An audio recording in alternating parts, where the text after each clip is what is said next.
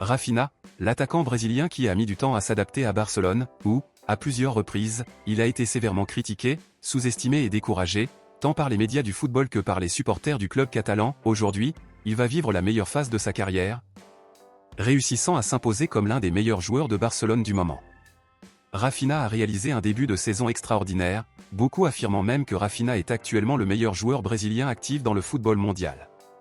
Depuis le début de la saison, Rafinha a déjà réussi à marquer 6 buts et à fournir 3 passes décisives en 10 matchs jusqu'à présent, et ces chiffres sont extrêmement incroyables, et en plus, Rafi a réussi à remporter des trophées individuels en tant que meilleur joueur de différents matchs et meilleur joueur mensuel. Rafinha a conquis le cœur de la nation culée, aux côtés de Lewandowski et Lamine Yamal, a atteint le rôle de protagoniste dans ce qui est actuellement considéré comme le meilleur trio offensif du monde du football. Et on ne peut s'empêcher de mentionner que tout le travail bien fait par Rafinha a fait de lui l'un des capitaines actuels du club. Tout le rôle principal de Rafinha commence à attirer l'attention dans le monde du football, où les clubs se préparent déjà à recruter le joueur lors de la prochaine fenêtre de transfert, et selon les informations extraites aujourd'hui,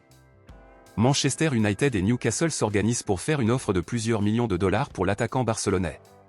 Rafinha, à son tour, a déclaré qu'il n'avait aucun intérêt à quitter Barcelone car il aime le club et traverse actuellement la meilleure phase de sa carrière, où il a même rejeté il y a quelques mois une offre de 90 millions d'euros d'Al Hilal parce qu'il voulait rester à Barcelone, et avec cela, Rafinha n'est pas non plus disposé à accepter les offres de Manchester et de Newcastle. Mais il y a un problème avec tout cela, car malgré tout son rôle principal, Rafinha ne figure pas sur la liste des joueurs considérés comme intouchables et non négociables, et par conséquent, Rafinha pourrait être vendu si le club le décrète,